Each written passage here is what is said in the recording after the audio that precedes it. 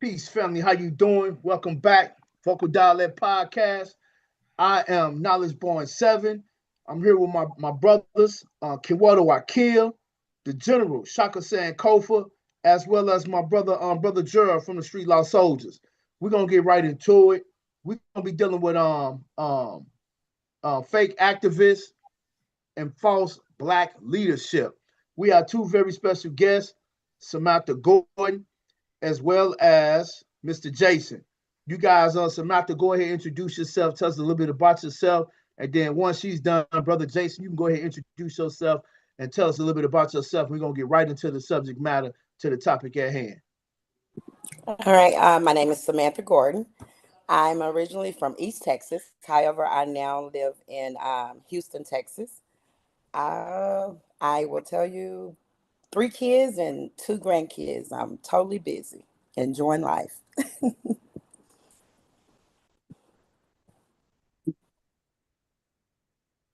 Go ahead, brother. Brother Good Jason, go evening. ahead. Introduce Good yourself. evening. Good evening. Good evening. Hi, I am civil rights community activist Ricky Jason, and I'm also the protege of the late Dick Gregory, and I'm also the filmmaker of the award-winning documentary Bird: The Life and Tragic Death of James Bird, featuring Dick Gregory. I'm also a Martin Luther King honoree and a Rush honoree, and I'm also the one of the founders of Victims of Cornell X and Candace Matthews, along with Miss Samantha and others. And I'm here because we want justice.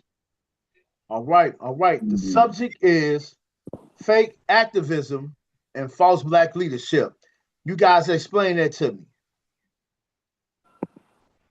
Is that for us? You want us to explain? Yes, yes, yes, yes.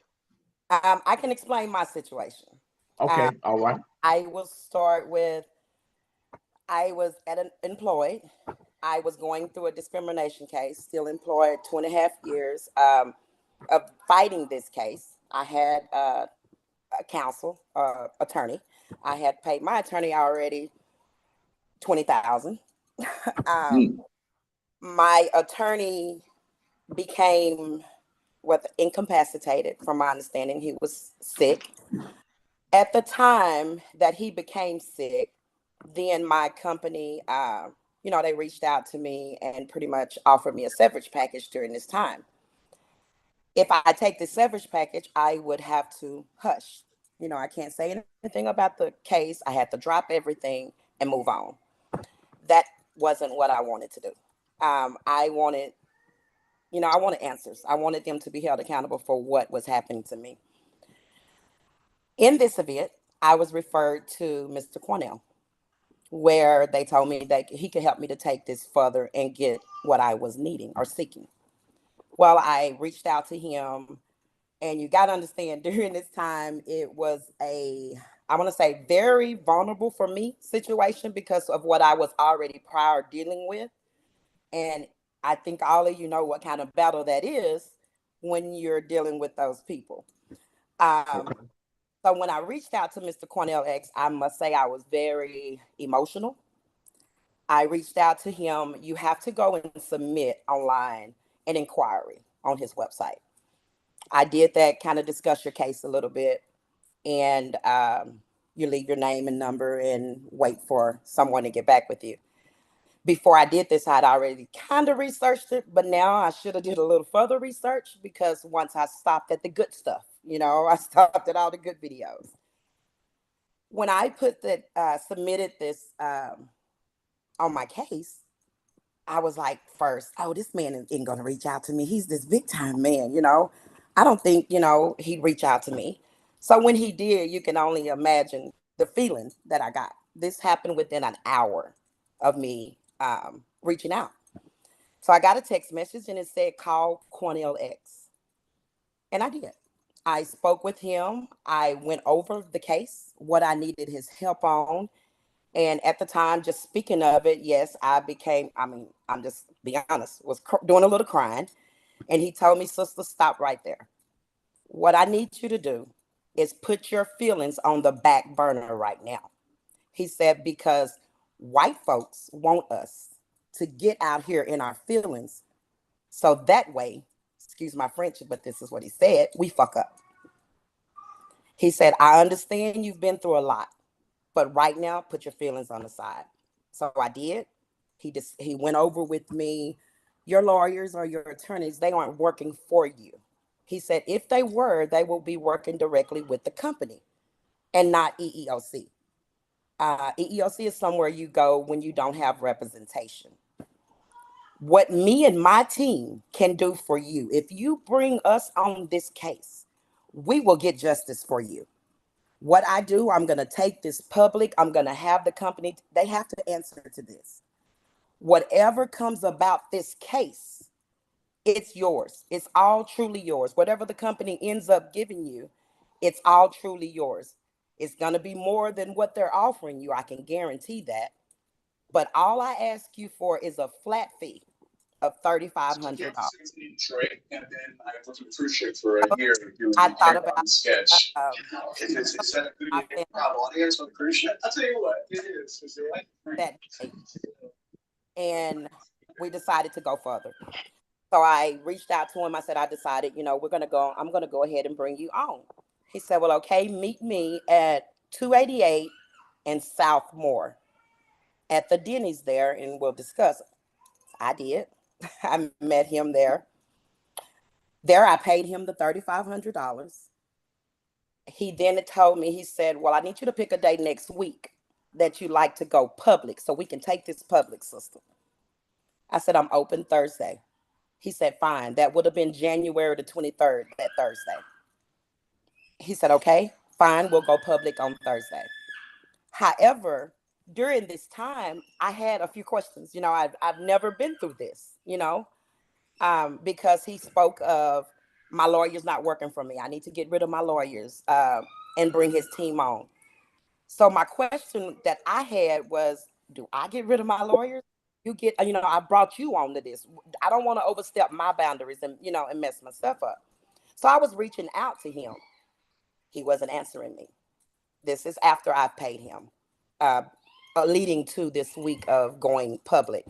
So I became a little leery because now you're not answering me. You're not returning my calls. So my family, you've been through a lot.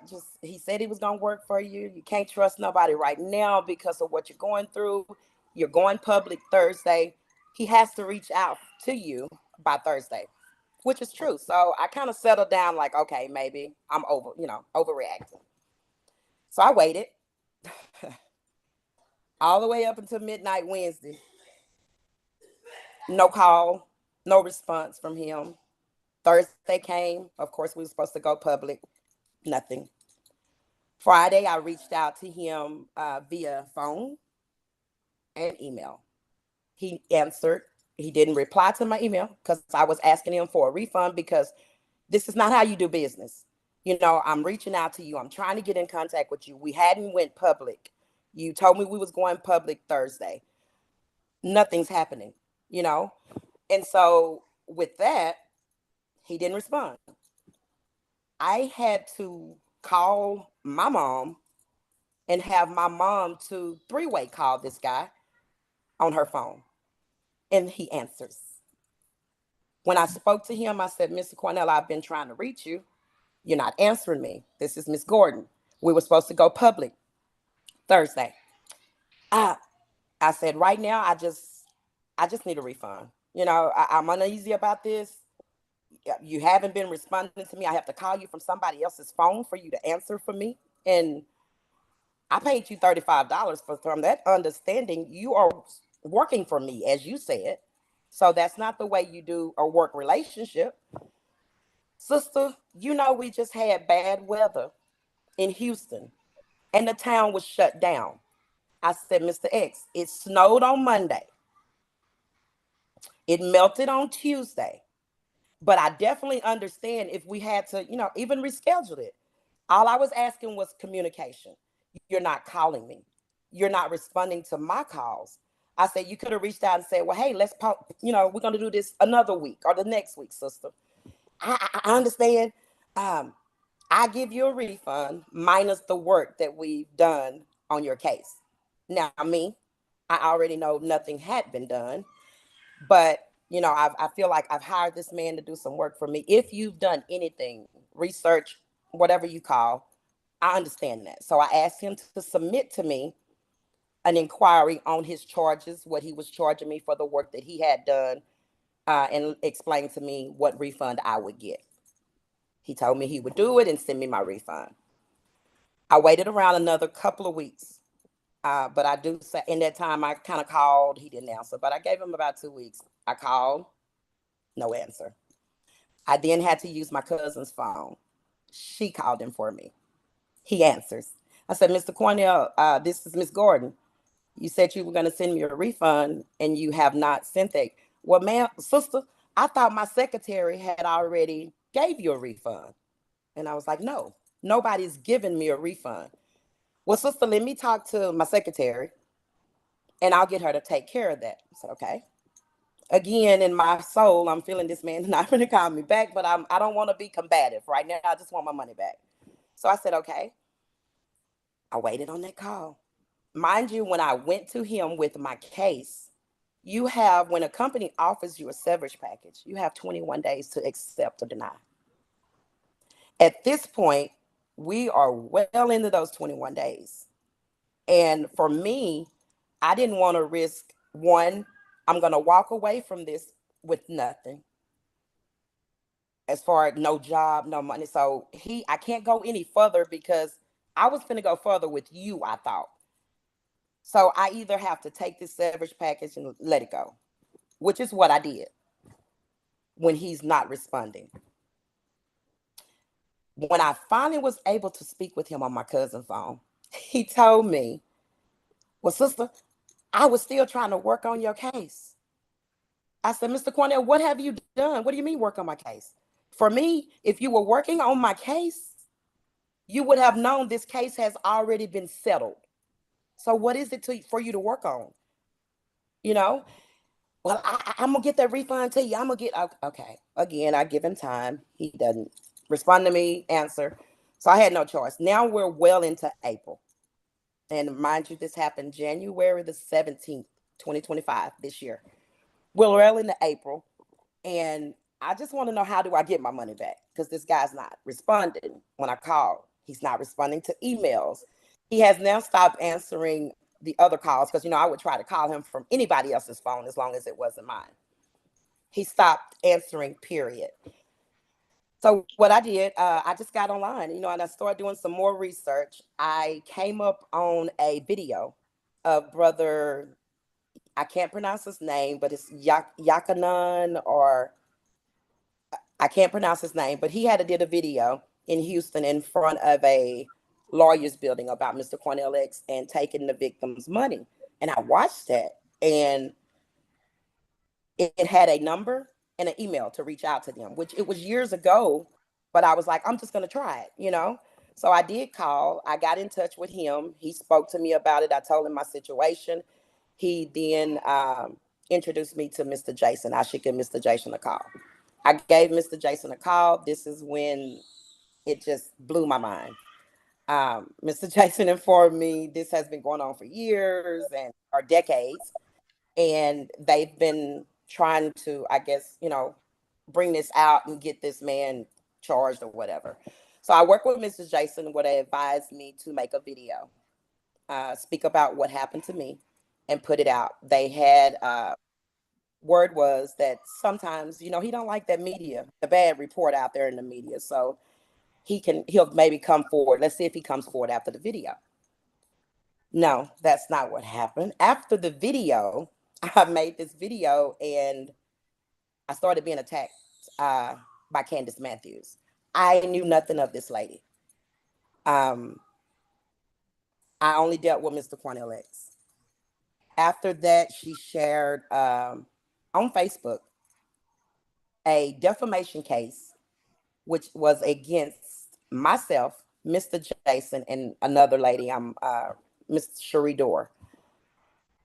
Now, I wasn't understanding the defamation case because I'm telling the truth. I didn't know why this lady was even in on this. because I'd had no dealings with her. On this Facebook, she also shared my home address, my physical home address, with malice intent, as if, I don't know if it's to scare me, shut me up, whatever the case may be. At the moment, we're still dealing with it. He won't talk to me. Well, I haven't even tried calling him since this lawsuit. I just stopped all calls, just trying to get my money back. I looked into the lawsuit, and I'm just taking you a little bit into that. The lawyer that filed this defamation case, and I kind of did some research because I've heard different things. I don't know about these people, and it's evident I didn't know enough. So after listening and reaching out to certain individuals, I was made aware of some of the actions. I'm not going to say I'm afraid, because I'm not, but I know they don't have good intentions, right? And to shut me up, I don't know what they would go through. So I just protected myself, went down to the police station and filed charges. However, the defamation case and the lawyer, I looked this lawyer up, and it was birds of a feather flocked together. This lawyer has the same background, sanctions, and several of those. She has public reprimands. I got a lot of information yesterday about this lawyer as well, but that part I can't share because that person is going through a suit. But I will just say birds of a feather flock together. This lady, I don't know if it's a made up suit. I don't know if it's just something that says, hey, you guys just better hush talking because we don't want this out. But I'm still fighting. I'm trying to get my money back. I went to you in this time to help me because you said you were for the people, and I trusted that. But you preyed on me and your people. Wow, that's a lot to unpack. I'm I telling really, man, really, really sorry you're going through that.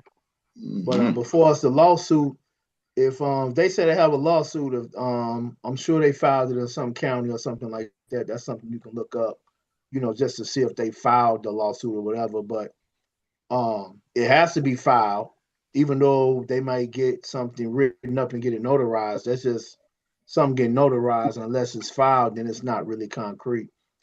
Yeah, one of my phases into consciousness was me studying laws of the water. And I ran across a lot of shady guys who say they do paperwork and stuff like that. And one of the things I did myself was I just started studying myself. You know what I'm saying? For it's like, learning maxims of laws and stuff like that. Just try to, defend myself as I try to stand pro se in court. And I will tell you this, I'm in Atlanta, Georgia. I ran across a lot of shady people.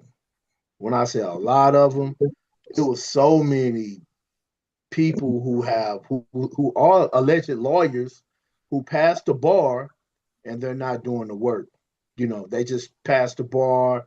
Some have an office, some don't have an office, and then they take advantage of the people. That's pretty much it. That's what they do. And kind of sort, I hate to say this to you, but you guys are doing right by going public and speaking out on different social media platforms. But sometimes there's nothing you really can do because they will rewrite something to say that you gave them the money as a gift or the 3,500 was consultation. There is no fee. There is no set fee for consultation. I did learn that by me studying a little bit of law because they could say my consultation was 10,000, 20,000. You know what I'm saying? But at the same time, when you gave him the $3,500, there should have been something written up, and he should have had his signature on there, and it should have been a witness to sign as well. Even if he wrote it up and signed himself, that constitutes as law in the court. You know what I'm Now saying? we did do a contract. He gave me a contract. Oh, he sealed it in. Did you have a witness? Did He you have Yeah, a it gave don't witness to matter. that contract? It was just myself and him, and he signed and I signed. What I've been told, um, is the contract, the intensity of the contract was in Okay, the there. content. Um, And I haven't, I'm just going to be honest, like I said, I haven't done this before, right? But what he just spoke of, a consultation, I was told that because I reached out to, I just needed somebody to get my story out. And this was before I did my video, rather. And I reached out to this news outlet blogger. His name was Gerald. He's the North Carolina Beat or something like that. So I reached out to him just to get my story out and see if he would take my story and explain. He responded, said he'd let him research it and he'll get back with me. A couple of months passed. He didn't. But after I made that video, people started tagging him in that video, telling, hey, take her story. So I got a phone call from him that week. And he said, Sister, he said, Miss Gordon, I seen your case that you sent me. I apologize it took so long, but I work in the order that my cases come in. And I was like, okay. He was like, I just finished watching your video and people are tagging me to take your case. I mean, take this story and take it out. He said, but after I finished watching the video, I reached out to Candace to see what was going on. From that point, me, myself, I'm like, why would you reach out to Candace? You know, I'm reaching out to you for help. So, and I didn't know he knew Candace or whatever the case may be. But he was like, I reached out to Candace and her exact words was, this bee is lying. This woman never met me a day in her life. So I didn't understand, but like I told him, I submitted the stuff. He said, but that doesn't stop me from doing a story if it's true. So he told me to submit to him my contract and all of this. He claimed when he called me back, he was like, well, I read over the contract and what that contract looks like you just said, looks like a consultation, which I know you didn't pay him for a consultation, but it doesn't state his services. But he told you what his services were. And while we were on the phone, he was like, Candace says that Mr. Cornell has all the evidence against you, that you're lying. And I said, well, submit it. Ask them to and submit that to you. I just want to do a story. A story is two parts, my side and their side, and the truth and the evidence. So I was willing we can go on it together, all three of us, and submit what they have. But he told me that he was waiting on Mr. Cornell to send him this proof or give him this proof. While we were on the phone, he was like, okay, Mr. Cornell is calling. Let me call you right back. So when we got back on the phone, it kind of changed. And he was like, well, Cornell said that he's going to sue you for defamation. I really don't want to get into this because he say you lying. I said, what do you mean he say you lying? He said he told you to send him an email and he would, that you didn't want his representation anymore and that he would give you your money back. I said, no, he didn't tell me that. Later on in the conversation, he states that Cornell told him that I dropped her case. I dropped her case because I found out she was lying. How did you find out? What lie did I tell? I submitted to him everything that me and my lawyer had on this case. And trust me when I say my documentation was there. I'm not I don't call myself, I'm very intelligent, so I know how to work. It was there. But for him to say that, what point did you come in your head is all I can say, that I was lying on a case when I had lawyer, none of them or the company, I didn't lie on none of this, but I know that's some of the excuse he used. So when I told Gerald this, he was like, well, he said tell me this, did you bring his son into this? I said, no, sir. Well, he said he's upset because you brought his son, which what I did when I did my video, I did tag anybody that had any relationship with Mr. Cornell X, because I wanted everybody to know what they were facing and the type of person that he was. So when I did that, I did tag Deion Sanders because I know that's who his son is going to play with. So they deal with Cornell X as well. They know him. He's a face. I tagged Mr. Jason. I tagged different talk shows, whoever, to get the story out. And so that's what I explained to this guy. And he was like, well, you shouldn't have never brought his son in. I said, I didn't. I tagged. That's bringing his son. So at this point, he's like, now I'm wrong. You know, he doesn't want to take the story because he didn't know who was telling the truth. I know this is your career. I understand that totally. And I didn't press the issue past that. But what I did say is when you decided to live a life of a con man and take people's money, you are bringing your family, your whoever or whatever into a situation, you know, because you're exposing them to these things. Nobody, you're doing that. And like I said, I didn't reach out to his son personally. I would never do that, but I'm not going to have sympathy for you or your family when you didn't have that same sympathy for mine and took $3,500 out of my kids or grandkids' mouth. Yeah, I just typed his name in. It's a lot of stories. And it's so sad, you know, because this is Ricky Jason speaking, you know, and first of all, I thank and I praise God. You know, we all have made it here safe today. And I pray to God that your return and my return will be equally safe. Uh, in 88, 89, Quanell X had been robbing people. Matter of fact, uh, Gary Graham was on Texas death row. I know y'all remember the case of Gary Graham, Shaka, and Kofor, who was executed in 2000. Gary wrote me a letter in 98, 99. He wrote me a letter. He saw a painting that I had did of the late James Byrd Jr. And he asked me for help. I sat on the letter for about 2 weeks because I didn't know. I thought Gary was dead, but Gary Graham was alive. And I went to visit him on Texas death row. And when I went to see him, I was amazed to see him, you know, he thinking that the new Black Panthers was like they were back in the 70s and the 80s and the 60s and stuff. Gary had a big afro, and when I went to see him, the people was hitting and chiming at the thing. I call him Shaka, Shaka, Shaka. You know, I was nervous as hell, you know, to see something like this really happen. And he told me that he was an innocent man and he needed my help. And his attorney, Dick Burr, overnighted all of his stuff to me. I read through his case. I seen where the victim was a Gary, which Gary did have a bad past, but Bobby Lindbergh, Bobby Lindbergh was a drug dealer in the store. Gary didn't kill him. People in the store said it, but his court-appointed lawyer was Ron Marks out of Houston, Texas. Ron Marks told Gary at 15 years old, everything is going to be okay. It's going to be all right. Ain't nothing going to happen. At the time, Gary couldn't read and write, but through the years being on death row, he educated himself. And as I started going to see him every week, I said, I got to help this brother.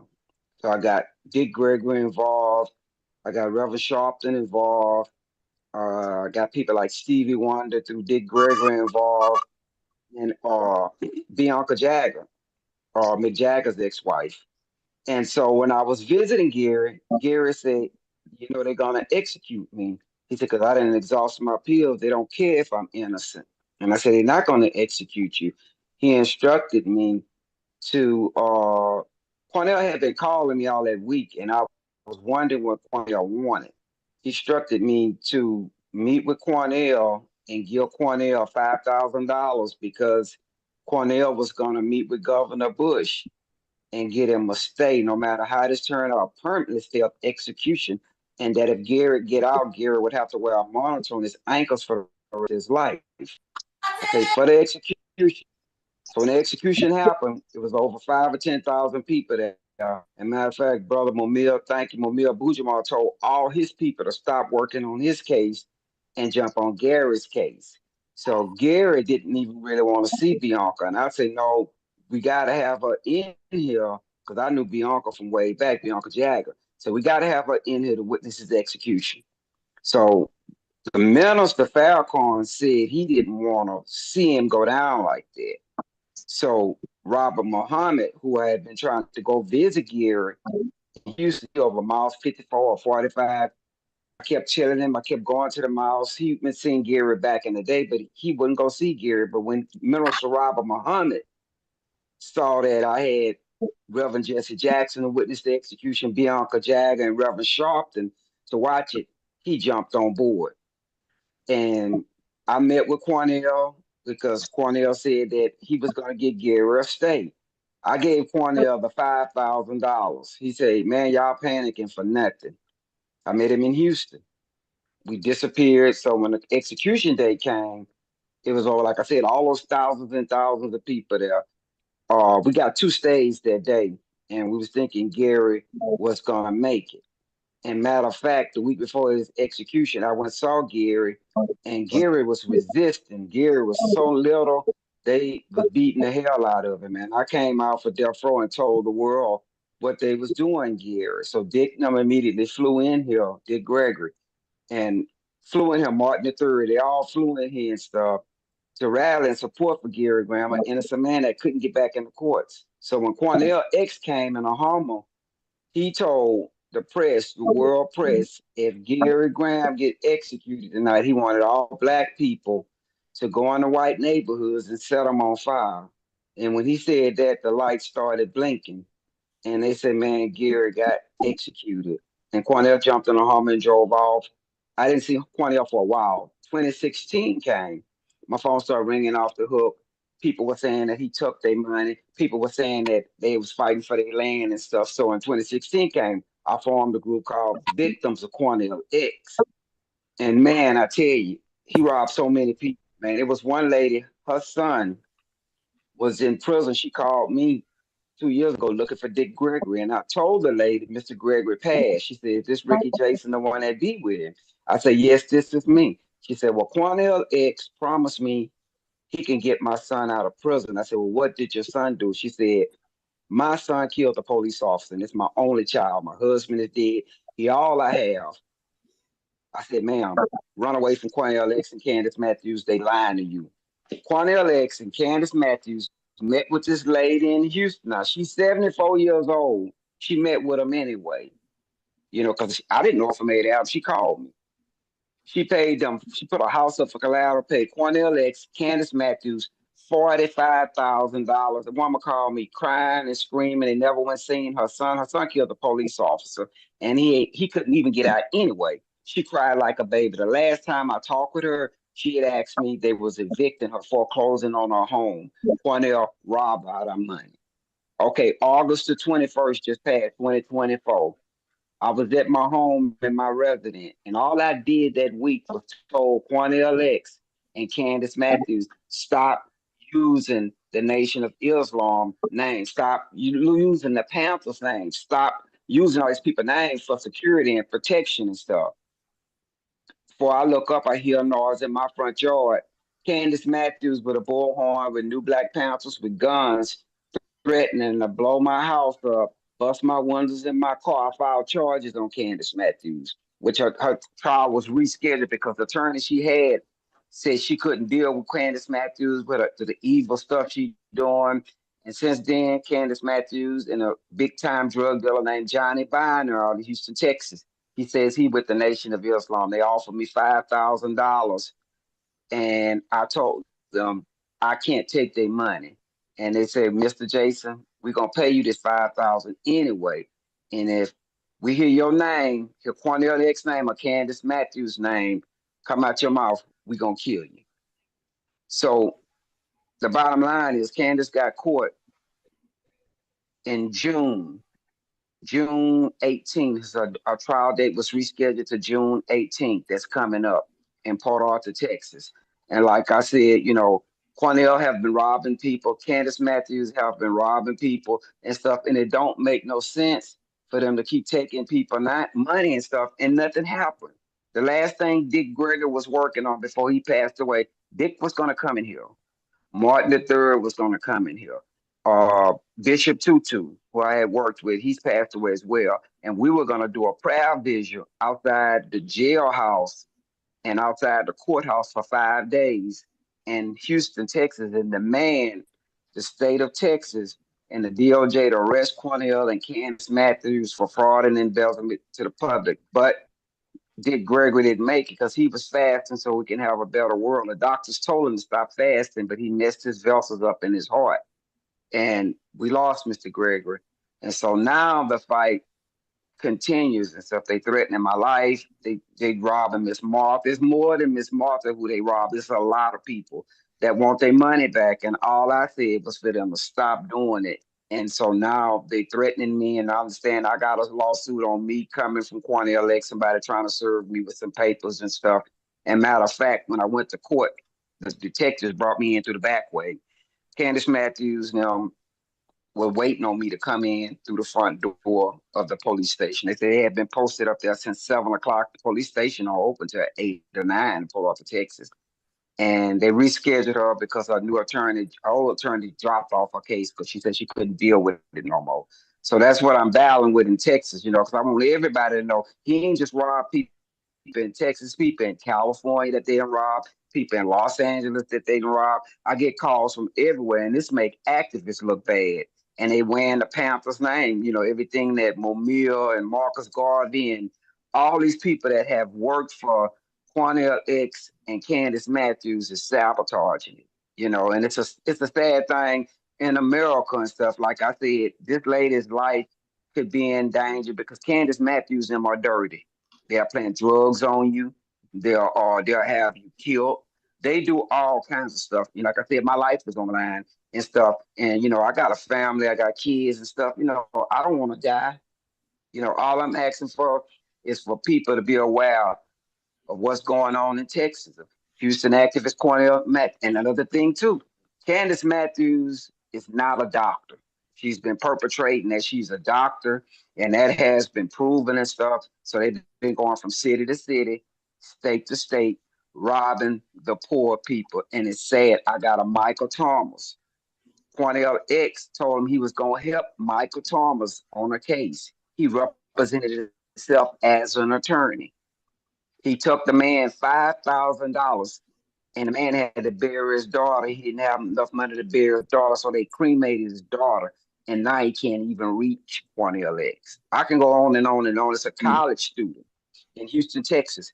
Her man here was illegally here. She was 6 months pregnant, college student.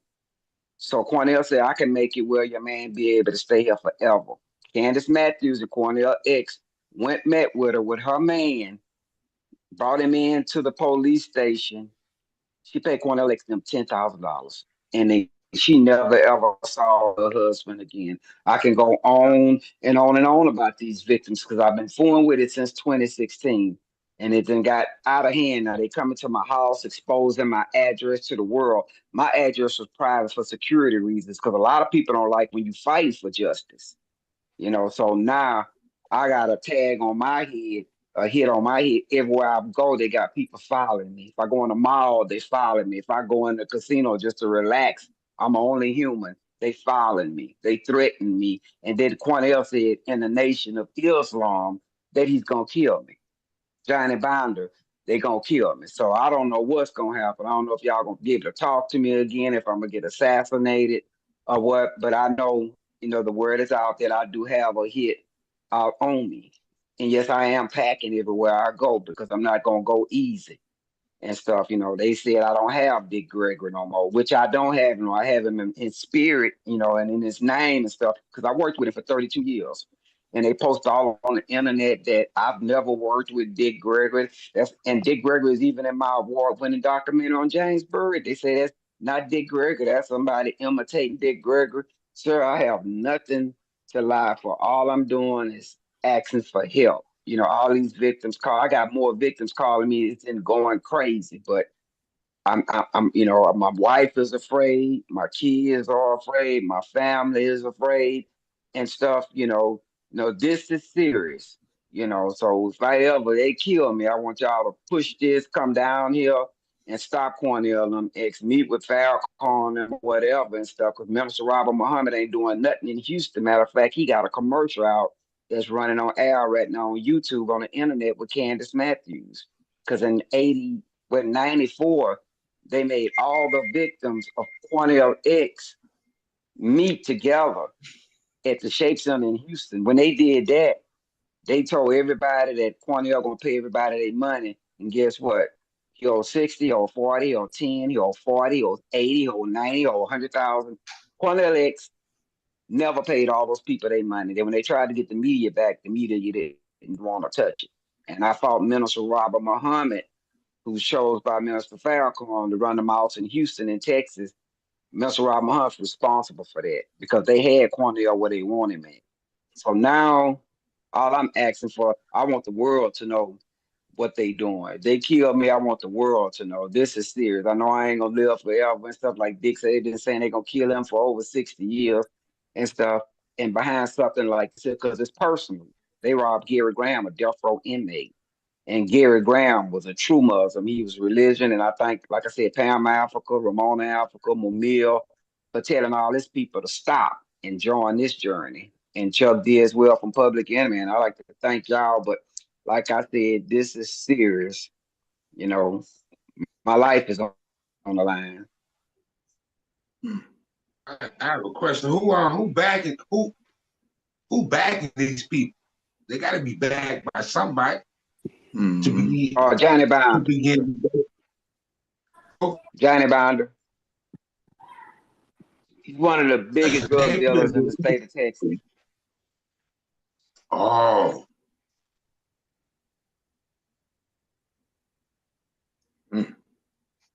Wow.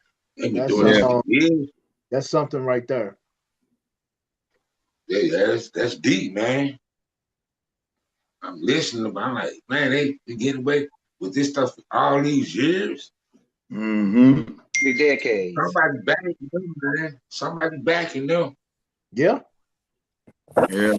And I can say, since I did my video, it has amazed me how many people have reached out to me, wanting to know what they can do. They were a victim too. He told me their situations. The lady from California, I did speak with her. Two of the individuals that I spoke with, a male and a female, they were from Dallas. Another brother is from Houston that I spoke with. It went on for me too. You know, I couldn't believe it. You know, yes, I heard, right? But you want to get the benefit of the doubt and find the information and the correct information. You know, you don't want to start putting things out that are untrue. So when I spoke for myself, I would tell them, I'm speaking on behalf of me and what happened to me. I can't say I wasn't there for everybody else. But then when I hear all of these things and the similarities, you know, a lot of them were $3,500. You know, that was like a set price on that, the ones that I talked to. And I know what I went through. No contact. You reach out to him. He's not calling. And now you want to say, like they were saying, he said that I lied, so he dropped my case. This is just something I am not understanding, even if it's not activists, you know, because like he said, it sends a bad name, you know, and I'm going to speak for myself because at this point in Houston, going to an activist to get help, you kind of uncertain on those, you know, because of what just happened to me. But I'm sorry, y'all. And I would be very leery as a person of the community to reach out because of what has happened to me. He's putting a name on everybody. The $3,500 he took from me, I probably will never see that. I'm okay. You know, I'm okay with that. If I can see him held responsible for the way that he's done myself and all of these other people, I would be okay. I would definitely be okay with that because how can you continue to do these actions and the authorities? Why aren't we pursuing this stuff? You know, at some point, when does it become, you say civil, you know, is what they kept telling us. It's a civil issue. It's a civil issue. Okay, I understand that. But at what point he's been doing this repeatedly over and over? So that's racked up. The amount has racked up. It should be a felony, not a civil issue. Criminal. They must have made themselves a name. I see they have a Boondocks parody. Cornell X and Candace Matthews. I don't know what that's about. I also see a story where they says the new Black Panther Party cut ties with Cornell X. You know. Then I see another one. They talk about they having issues with Cornell X, and it's another video of a young lady speaking about Cornell X and Candace Matthews robbing the poor citizens. Man, it's a lot, man. Woo, it's a lot. The stories is on there. You know what I'm saying? Then I see the other story too, where it says Dr. Candace Matthews is not a doctor. You know what I'm saying? So yeah, this is crazy. I mean, you guys really unpacked a lot. You know, as far as giving your story, you know, your testimony of what has happened, and you know, it we once again we do it to ourselves. I mean, it seems like they know what they're doing and know how to do it, but they don't want to do the work. So in that you don't want to do the work, I guess you just start robbing people, you know, taking their money, not giving them their money back. You know what I'm saying? Saying you're going to Yeah, provide a but my service thing, and don't provide no look, but service. my thing is, look, my thing is, it look like they've been doing this for years. For So years. the question that I asked early, who's backing them? How they able to get away with doing stuff like this for years without any consequences? Man, They black gatekeepers, man. And but these that's coons crazy. are backed by, you know, the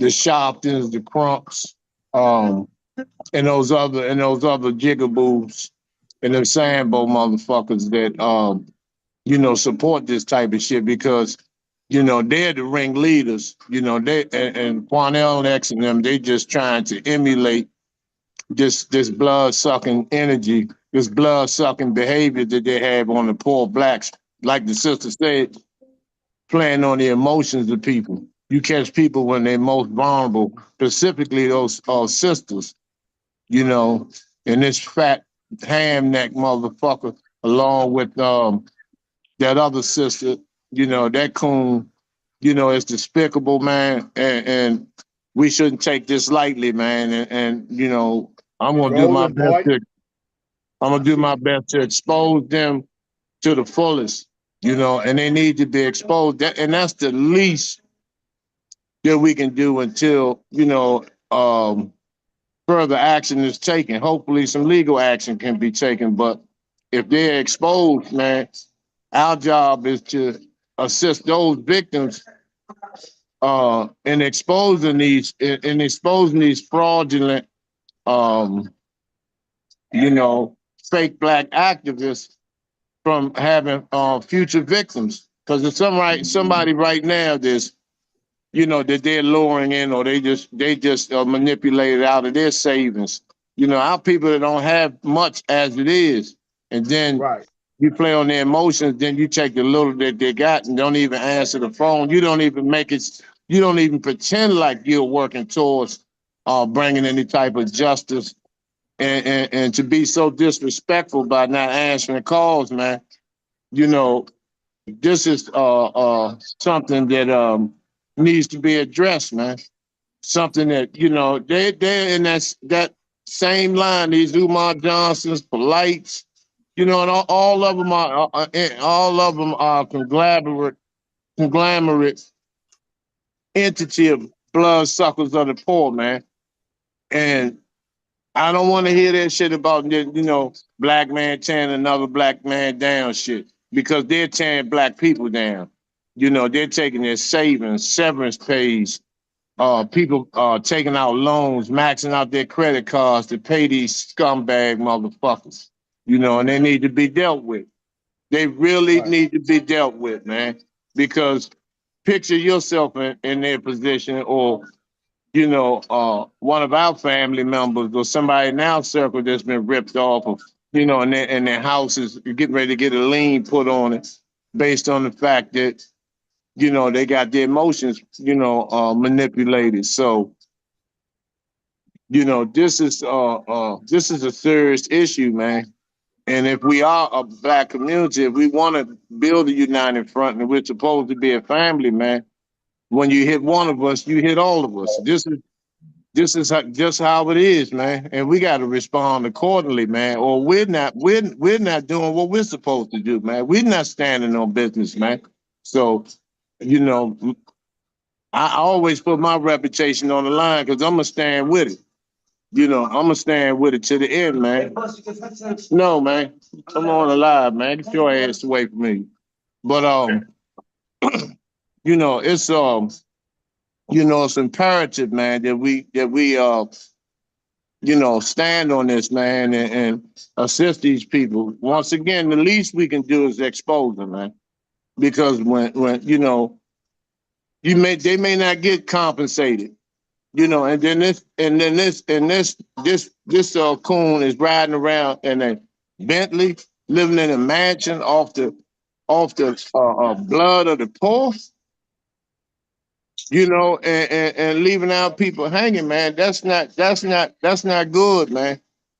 You know, that is not good at all. He let Gary Graham, you know, die on death row and then pulled off and in a Hummer, you know, and he's been doing this for a while, man. It's been so many people, man. It's a list. It's a long list of people they've been taken from, man. You know, I Even had people about in five. prison. Brother Rick called me last week, man. There's about five other people that called, man. You know, that's been victimized by him, man. You know, a lot of people. I see brother Rich complain online right now. Uh, I see brother Rich complaint online right now. Yeah, yeah, man. It's a long list of that, man. And you know, this type of stuff sends people into depression, which leads to alcoholism and you know, prescription medication, man, depression and suicidal thoughts, man, because if they fighting for somebody that they may have lost or whatever, man, and then they feel as though they let them down, man. They trusted the wrong people, man. And so that can lead to suicidal tendencies, man, and homicidal tendencies. So, you know, these things must take place. We got to move swiftly on these coons, man, and not just them two. You know how we roll, man. We don't have no picks, man. You know, if you're stealing from the poor, man, you're gonna get called on. You know, you're gonna get blasted, man. You know, Look, and even people in prison. But you know, they been Gary, doing it for so long. You would think after all these years, you know, the Yeah. word would have spread it out on these people. After all these years. but see, when you're constantly in the media, because every time a mosquito takes a shit down in Texas, and it's on the news, you see his ass up there. You know, he's always in the so media, man, and you got to watch them type of individuals, man, Yeah, he in the because media, man. I'm Yeah. talking about man. He in the media. exactly, and then Yeah. that's a clear indication that you're not doing no casework, you're not doing no thorough investigation, you're not going to these people, you're not consoling these people, you're not comforting these people, man, you're not assuring them, you know, on some type of success in their cases, man. You know, because he's always in the media. You know, and then this secretary stuff and, you know, this passing the buck, man, that stuff, you know, is ran its course. But unfortunately, just like Sharpton and Crump and others, when Sharpton said when they talking about boycotting Target, even though he's the bloodsucker of the poor, you know, attend Met Gala and all this bullshit, but yet, yeah, he had so many black people lined up ready to boycott Target and Costco's, and they don't even shop there, man. You know, just manipulation, man, and playing on our vulnerability, specifically with these women, man, these black women, man. You don't hear never one white person say anything about them being ripped off by these niggas. They only gonna go to black folks. But Yeah. Samantha and Sister Samantha and Brother Elijah, I sympathize with you, with both of you, and I don't know what to say for someone that would take advantage of our people.